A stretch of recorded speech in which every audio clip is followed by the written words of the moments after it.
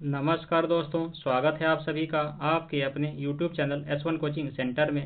Friends, आज के video में हम लोग 4 जुलाई के करंट अफेयर्स को देखने जा रहे हैं, ठीक है। और साथ ही साथ इसके पहले दिन का जो करंट अफेयर्स था उसका हम लोग इसमें टोटल 20 क्वेश्चन का MCQs भी करेंगे, ठीक है।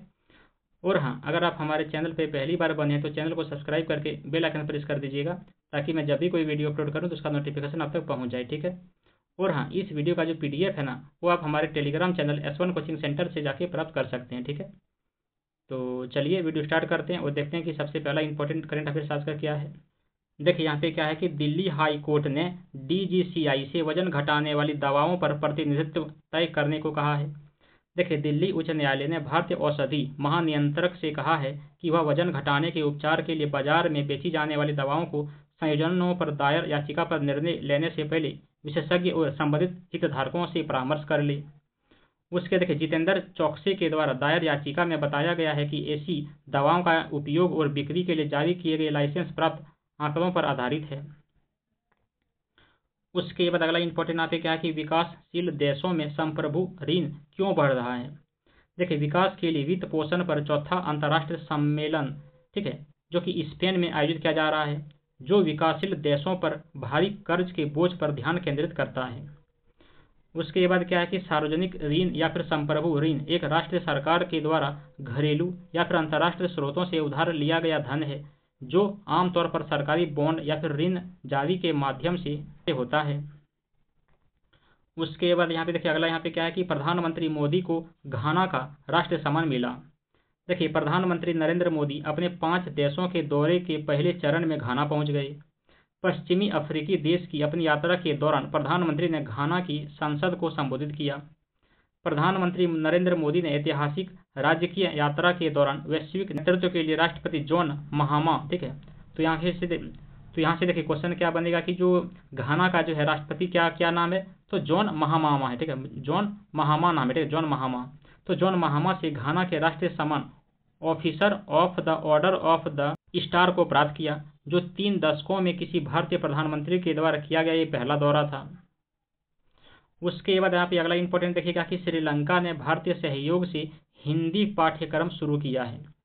देखिए, भारत श्रीलंका सांस्कृतिक और शैक्षिक संबंधों को मजबूत करते हुए कोलंबो में जनरल सर जॉन कोटेलावाला रक्षा विश्वविद्यालय ने भारतीय उच्चायोग की सांस्कृतिक शाखा स्वामी विवेकानंद सांस्कृतिक केंद्र के साथ साझेदारी में हिंदी भाषा सिखाने का कार्यक्रम शुरू किया है। यह जो पाठ्यक्रम है स्नातक स्तर पर वैकल्पिक पाठ्यक्रम के रूप में पेश किया जाएगा, जो सैन्य और नागरिक दोनों छात्रों के लिए खुला होगा।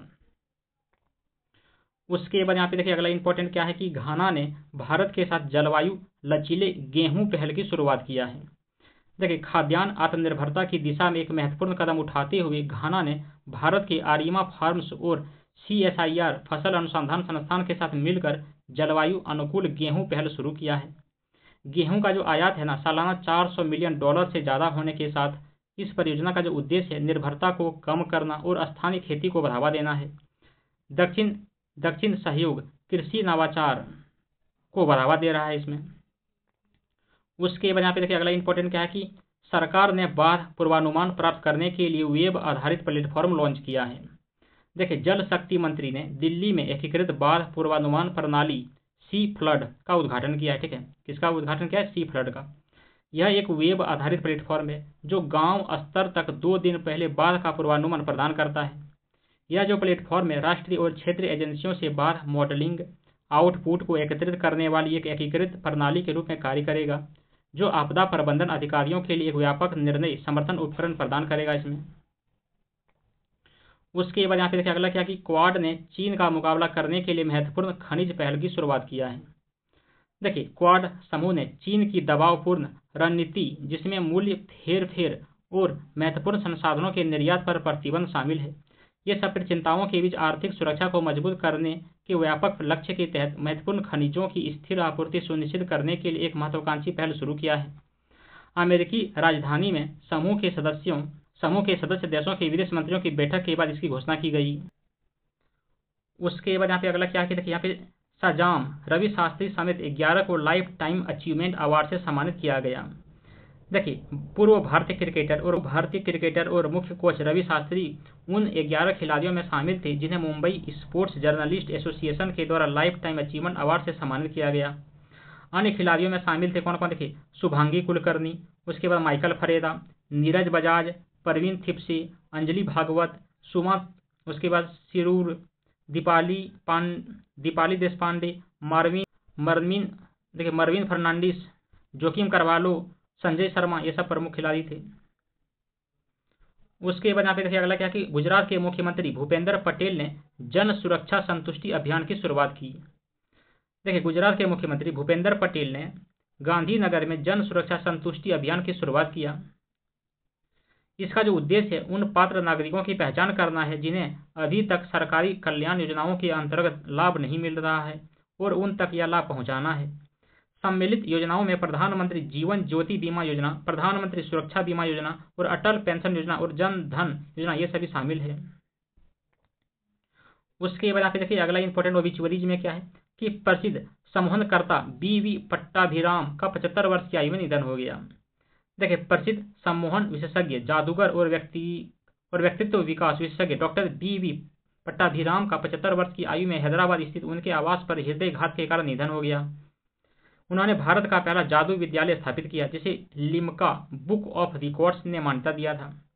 1983 में फ्लोरिडा विश्वविद्यालय ने सम्मोहन में उनके काम के लिए उन्हें डॉक्टरेट की मानद उपाधि से सम्मानित किया था। उसके बाद यहाँ पे अगला इंपॉर्टेंट है, यहाँ पे क्या कि सीएम नीतीश कुमार ने सीएम प्रतिज्ञा योजना शुरू किया। ठीक है, तो सीएम प्रतिज्ञा योजना कहाँ पर शुरू हुआ है? तो बिहार में हुआ है।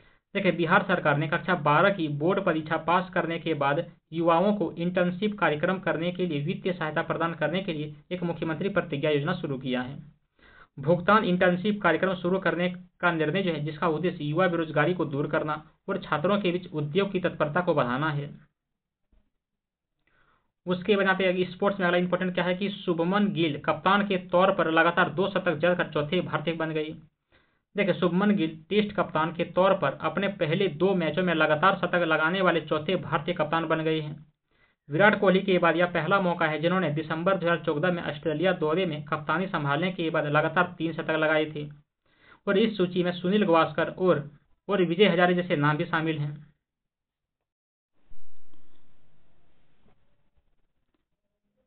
चलिए, उसके बाद अगला इंपॉर्टेंट आप देखिए क्या है कि सर्वोच्च न्यायालय ने बोध गया मंदिर पर बौद्ध नियंत्रण की याचिका खारिज कर दिया है। उच्च न्यायालय ने बिहार के बोध गया में महाबोधि मंदिर का विशेष नियंत्रण बौद्धों को सौंपने की मांग वाली याचिका पर विचार करने से इनकार कर दिया और याचिकाकर्ता को उच्च न्यायालय का दरवाजा खटखटाने को कहा। याचिका में बोध गया मंदिर अधिनियम 1949 की संवैधानिक वैधता को चुनौती दी गई थी, जिसके अंतर्गत मंदिर के प्रबंधन की जिम्मेदारी 9 सदस्य समिति को सौंपी गई थी। इसमें से अधिकांश हिंदू थे। उसके बाद यहाँ पे देखिए बिहार से इंपॉर्टेंट क्वेश्चन यहाँ पे क्या कि बिहार में मुख्यमंत्री कलाकार पेंशन योजना शुरू किया गया। ठीक है, तो मुख्यमंत्री कलाकार पेंशन योजना कहाँ पर शुरू हुआ? तो बिहार राज्य में। देखिए, बिहार कैबिनेट ने मुख्यमंत्री कलाकार पेंशन योजना के अंतर्गत कलाकारों को 3,000 रुपये प्रति माह पेंशन देने के कला संस्कृति और युवा विभाग के प्रस्ताव को मंजूरी दे दिया है। पेंशन उन कलाकारों को दी जाएगी जिन्होंने राज्य की समृद्ध सांस्कृतिक विरासत को संरक्षित करने में सहायता करने के लिए पारंपरिक शास्त्र, दृश्य और दर्शन कला को कम से कम 10 साल दिए हैं। उसके बाद अगला क्वेश्चन यहाँ पे देखिए फिर से बिहार से रिलेटेड यहाँ पे क्या है, तो यहाँ पे देखिए फिर से बिहार से इंपॉर्टेंट यहाँ पे क्या है कि बिहार सरकार ने गुरु शिष्य परंपरा योजना शुरू किया है। ठीक है, तो गुरु शिष्य परंपरा योजना कहाँ पर शुरू हुआ? तो बिहार राज्य में। देखिए, बिहार कैबिनेट ने राज्य के समृद्ध सांस्कृतिक विरासत को संरक्षित करने, बढ़ावा देने और विकसित करने के लिए मुख्यमंत्री गुरु शिष्य परंपरा योजना को भी मंजूरी दे दिया है, जिसमें दुर्लभ और लुप्तप्राय कलाएं शामिल हैं। इस योजना के अंतर्गत गुरुओं को प्रोत्साहन के रूप में प्रति माह 15,000 रुपये दिए जाएंगे, जबकि संगीतकारों को 7,500 रुपये और विद्यार्थी को 3,000 रुपये दिए जाएंगे। इसमें देखिए, प्रतिभाशाली युवाओं को गुरुओं के द्वारा 2 साल का प्रशिक्षण भी दिया जाएगा इसमें। उसके बाद अगला इंपॉर्टेंट यहाँ पे फिर से देखिए बिहार से क्या है कि बिहार मुख्यमंत्री चिकित्सा सहायता कोष का विस्तार किया गया। देखिए, बिहार कैबिनेट ने पंचायती राज संस्थाओं के निर्वाचित प्रतिनिधियों को मुख्यमंत्री चिकित्सा सहायता कोष से अनुदान देने का लाभ देने का भी निर्णय लिया है। कैंसर से पीड़ित निर्वाचित प्रतिनिधियों को सर्जरी के लिए 80,000 से लेकर के 1,20,000 लाख तक मिलेंगे, जबकि हृदय रोगियों को विभिन्न बीमारियों के लिए जो है 60,000 से 1,80,000 तक मिलेंगे। उसके लिए फिर से बिहार से इंपॉर्टेंट यहाँ पे क्या है कि बिहार में रिटायर्ड मुख्य न्यायाधीशों व जजों को मिलेंगे घरेलू सहायक। देखिए, बिहार कैबिनेट ने सेवानिवृत्त मुख्य न्यायाधीश और न्यायाधीशों के लिए घरेलू सहायक नियम और अन्य लाभ नियम 2025 को मंजूरी दे दिया है। इन नियमों का जो उद्देश्य है उच्च न्यायालय और सर्वोच्च न्यायालय के सेवानिवृत्त न्यायाधीशों और उनके जीवन साथियों को घरेलू सहायक और टेलीफोन संबंधी प्रतिपूर्ति प्रदान करना है। सेवानिवृत्त मुख्य न्यायाधीशों, सर्वोच्च न्यायालय में पदोन्नत सेवानिवृत्त न्यायाधीशों या उनके जीवन साथियों को 60,000 रुपये की राशि दी जाएगी। अगला इंपॉर्टेंट आप का कि लिवरपूल के पुर्तगाली फॉरवर्ड डिओगो, ठीक है, क्या नाम है, फॉरवर्ड डिओगो जोटा की स्पेन में कार दुर्घटना में मौत हो गई। लिवरपूल के पुर्तगाली फॉरवर्ड डिओगो जोटा की कथित तौर पर स्पेन के जमोरा के पास एक कार दुर्घटना में 28 वर्ष की आयु में मौत हो गई। उन्होंने लिवरपूल को प्रीमियर लीग, FA कप और लीग कप जीतने में सहायता की थी। 2020 में वोल्वरहैम्पटन वांडरर्स से लिवरपूल में शामिल हुए और 182 मैचों में 65 गोल किए। पुर्तगाल का 49 बार प्रतिनिधित्व किया, 2 बार UAE FA का लीग भी जीता। उसके बाद अगला इंपॉर्टेंट आप देखेगा कि भारतीय वैज्ञानिकों ने अगली पीढ़ी की हरित ऊर्जा सामग्री विकसित किया। देखिए, CENS बेंगलुरु और अलीगढ़ मुस्लिम विश्वविद्यालय के भारतीय वैज्ञानिकों ने एक नई हरित ऊर्जा सामग्री लैंटानम डोप्ड सिल्वर नियोबेट विकसित किया है। यह जो सामग्री है वो सुपर कैपेसिटर के प्रदर्शन को बढ़ाने और कम ऊर्जा घनत्व के समस्याओं को दूर करने के लिए डिजाइन की गई है। यह अध्ययन journal of alloys and compounds में प्रकाशित हुआ था। डॉक्टर कविता पांडे के नेतृत्व में टीम ने लैंटानम का उपयोग किया। उसके बाद यहाँ पे देखिए क्या है कि भारत घाना ने संबंधों को व्यापक साझेदारी तक बढ़ाया और इसमें 4 समझौते हुए। तो देखिए कौन कौन सा हुआ, तो भारत और घाना ने संबंधों को व्यापक समझदारी तक बढ़ाने पर सहमति जताई है। विस्तारित सहयोग के क्षेत्र में व्यापार, निवेश, कृषि, डिजिटल तकनीक, बुनियादी ढांचा, क्षमता निर्माण और लोगों के बीच संबंध, ये सब है। निम्न क्षेत्रों में 4 समझौते ज्ञापनों पर हस्ताक्षर किए गए। कौन कौन सा, तो देखिए संस्कृत के क्षेत्र में, मानक क्षेत्र में, आयुर्वेद और पारंपरिक चिकित्सा के क्षेत्र में और एक संयुक्त आयुक्त तंत्र के क्षेत्र में, ठीक है। उसके बाद यहाँ पे इंपॉर्टेंट क्या है, देखिए RBI ने फ्लोटिंग रेट लोन के हस्तांतरण पर पूर्व भुगतान शुल्क पर रोक लगा दिया। देखिए, भारतीय रिजर्व बैंक ने बैंकों और अन्य विनियमित उधारकर्ताओं को गैर व्यावसायिक उद्देश्य के लिए व्यक्तियों के द्वारा लिए गए फ्लोटिंग रेट लोन पर प्री पेमेंट पेनाल्टी लगाने से प्रतिबंध कर दिया है। नया मानदंड अर्थात ऋण पर प्री पेमेंट शुल्क निर्देश जो है 2025-2026 से प्रभावी हो जाएगा। इसका जो उद्देश्य है वो पारदर्शिता और उधारकर्ता लचीलेपन को बढ़ावा देना है। उसके बाद अगला इंपॉर्टेंट आप देखेगा कि नीप CCD का नाम बदलकर सावित्रीबाई फुले के नाम पर रखा गया। देखिए, राष्ट्रीय जन सहयोग एवं बाल विकास संस्थान का आधिकारिक तौर पर नाम बदलकर सावित्रीबाई फुले राष्ट्रीय महिला एवं बाल विकास संस्थान कर दिया गया है। इसका मुख्यालय जो है नई दिल्ली में है। यह संस्थान महिला एवं बाल विकास के क्षेत्र में प्रशिक्षण, अनुसंधान, दस्तावेजीकरण और क्षमता निर्माण के लिए शीर्ष निकाय के रूप में कार्य करता है। उसके बाद अगला इंपॉर्टेंट आपका कि लोकसभा अध्यक्ष ने शहरी निकायों के पहले राष्ट्रीय सम्मेलन का उद्घाटन किया। देखिए, लोकसभा अध्यक्ष ओम बिरला ने हरियाणा के मानेसर स्थित international centre for automatic technology में राज्यों और केंद्र शासित प्रदेशों की शहरी स्थानीय निकायों के अध्यक्षों के पहले राष्ट्रीय स्तर के सम्मेलन का उद्घाटन किया। 2 दिवसीय सम्मेलन का जो विषय है वो संवैधानिक लोकतंत्र को सुदृढ़ करने और राष्ट्र निर्माण में शहरी स्थानीय निकायों की भूमिका निभाना है। उसके बाद अगला इंपॉर्टेंट आपका कि क्या गीग वर्कर्स भारत के श्रम डेटा का हिस्सा है, ये सवाल पूछा गया है, ठीक है। तो देखिए, गीग वर्कर्स को सबसे पहले सामाजिक सुरक्षा संहिता 2020 के माध्यम से कानूनी संरचना में शामिल किया गया था। पारंपरिक स्वरोजगार के विपरीत गीग वर्क को प्लेटफॉर्म एल्गोरिदम के द्वारा आकार दिया जाता है और कई ऐप पर किया जाता है और अधिकतर समयबद्ध होने के स्थान पर कार्य आधारित होता है। श्रमिकों के पास कोई स्थिर अनुबंध होता है और वे प्राय डिजिटल पहुंच पर निर्भर रहते हैं। तो बस इतना ही था आज का इंपॉर्टेंट में, ठीक है। चलिए अब हम लोग जो पहले दिन का जो क्वेश्चन का MCQ था वो देख लेते हैं। अगला क्वेश्चन यहाँ पे क्या कि भारत ऊर्जा स्टैक कार्य बल के मुख्य संरक्षक के रूप में किसे नियुक्त किया गया है?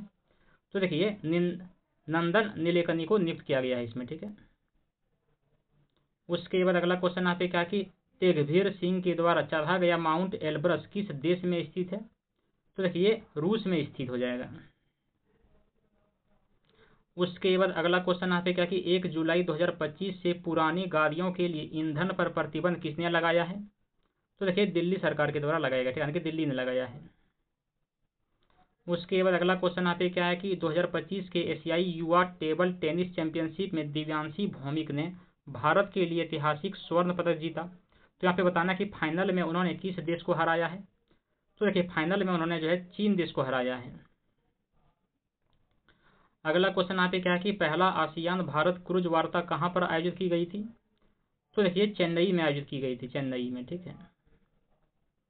उसके बाद अगला क्वेश्चन यहाँ पे क्या है कि कैबिनेट ने रोजगार से जुड़ी प्रोत्साहन योजना को मंजूरी दे दिया है। तो यहाँ पे बताना है कि केवल कैबिनेट ने रोजगार से जुड़ी प्रोत्साहन की ELI योजना के लिए कुल बजट परिव्यय क्या रखा है? तो देखिए रखा है 99,446 करोड़ रुपया, ठीक है। उसके बाद अगला क्वेश्चन यहाँ पे क्या कि केंद्रीय मंत्रिमंडल ने भारत को वैश्विक खेल शक्ति में बदलने के लिए राष्ट्रीय खेल नीति 2025 को मंजूरी दे दिया है। तो यहाँ पे बताना है कि NSP 2025 के ढांचे में कितने प्रमुख स्तंभ हैं? तो कितने स्तंभ हैं? तो देखिए 5 स्तंभ हैं कुल। उसके बाद अगला क्वेश्चन यहाँ पे क्या कि केंद्रीय मंत्रिमंडल ने डैश में 4 लेन वाले परमकुड्डी रामनाथपुरम सड़क परियोजना को मंजूरी दिया है। तो कहाँ पर? तो तमिलनाडु में दिया है, ठीक है। उसके बाद अगला क्वेश्चन यहाँ पे क्या है कि केंद्रीय मंत्रिमंडल ने अनुसंधान विकास और नवाचार योजना को मंजूरी दे दिया है। तो यहाँ पे बताना है कि RDI योजना के लिए कुल परिव्यय कितना हो जाएगा? तो देखिए ये कितना है? तो 1 लाख करोड़ रुपए कुल परिव्यय है इसका। उसके बाद अगला क्वेश्चन यहाँ पे क्या है कि MIT मणिपाल की टीम ने अंतर्राष्ट्रीय रॉकेट इंजीनियरिंग प्रतियोगिता 2025 में उत्कृष्ट सफलता हासिल किया है। तो यहाँ पे बताना कि IREC 2025 कहाँ पर आयोजित किया गया था? तो देखिए टेक्सास में आयोजित किया गया था, ठीक है, टेक्सास में। अगला क्वेश्चन यहाँ पे कि युवा मामले मंत्रालय और डिजिटल इंडिया कॉरपोरेशन ने माई भारत 2.0 के लिए समझौता ज्ञापन पर हस्ताक्षर किया है। तो यहाँ पे बताना कि मूल माई भारत प्लेटफॉर्म कब लॉन्च किया गया था? तो देखिए 2023 ईस्वी को लॉन्च किया गया था। उसके बाद अगला क्वेश्चन यहाँ पे क्या कि पिछले 2 दशक की नागरिक पंजीकरण प्रणाली रिपोर्ट दर्शाता है कि जन्म पंजीकरण में डैश देश की बाकी हिस्सों से पीछे रहा है। तो कौन सा? तो देखिए बिहार रहा है, ठीक है, बिहार जो है बाकी स्टेट से पीछे रहा है। उसके बाद अगला क्वेश्चन यहाँ पे क्या कि मोटापे से पीड़ित लोगों में आंत के पारिस्थितिकी तंत्र को फिर से संतुलित करने में कोम्बुचा, ठीक है, मदद कर सकता है। तो कोम्बुचा पर हाल ही में किए गए 8 सप्ताह के अध्ययन को कहाँ पर आयोजित किया गया था? तो देखिए ब्राजील में आयोजित किया गया था। उसके बाद अगला क्वेश्चन यहाँ पे क्या कि अल्टरमैग्नेट नामक चुंबकीय पदार्थों के एक वर्ग में शोधकर्ताओं ने एक आश्चर्यजनक नए व्यवहार का पता लगाया है जो एक दिन इलेक्ट्रॉन उपकरणों के डिजाइन के तरीके में क्रांति ला सकता है। तो यहाँ पे बताना है कि किस पदार्थ में दिशा निर्भर चालकता ध्रुवता दिखाई गई है? तो देखिए दिखाया गया क्रोमियम एंटीमोनाइड में दिखाया गया है। ये क्या हाल ही के एक अध्ययन से पता चला है कि बोथराइटिस सिनेरिया का क्लोन नहीं बना जा सकता है। तो यहाँ पे बताना है कि क्योंकि इसके कोशिकाओं के किस एक केंद्रक में गुणसूत्रों का पूरा समूह नहीं होता है। बोथराइटिस सिनेरिया किस प्रकार का जीव होता है? तो देखिए कवक होता है, ठीक है, कवक फंगस होता है ये। उसके बाद अगला क्वेश्चन यहाँ पे क्या है कि डैश ने अपने मुख्य H-2A रॉकेट की आखिरी उड़ान पर जलवायु परिवर्तन की निगरानी के लिए एक उपग्रह प्रक्षेपित किया है। तो किस देश ने ये किया है? देखिए जापान ने किया है ये। उसके बाद अगला इंपॉर्टेंट यहाँ पे क्या है कि विश्व खेल पत्रकार दिवस 2025 का यहाँ पे विषय क्या है? तो देखिए यहाँ पे ऑप्शन सी को क्या है? तो निष्पक्ष खेल का समर्थन करना और ईमानदारी और प्रभाव के साथ रिपोर्टिंग करना, यही हो जाएगा। अगला क्वेश्चन यहाँ पे क्या कि भारतीय नौसेना ने समुद्री कमान को मजबूत करने के लिए डैश उदयगिरी को शामिल किया है और INS तमिल को कमीशन किया है। तो देखिए हो जाएगा स्टील फ्रिगेट उदयगिरी को शामिल किया है, ठीक है। उसके बाद आज का आखिरी क्वेश्चन क्या है कि रिक्लेम रूपरेखा किस मंत्रालय के द्वारा शुरू की जा रही है, ये बताना है। तो देखिए ये जो रिक्लेम रूपरेखा है ना, ये कोयला मंत्रालय के द्वारा शुरू की जा रही है। तो बस इतना ही था फ्रेंड्स। कैसे लगा ये वीडियो कमेंट करके जरूर बताइएगा। चलिए मिलते हैं अगले दिन के करंट अफेयर्स और MCQs के क्वेश्चंस के साथ। तब तक के लिए धन्यवाद। जय हिंद।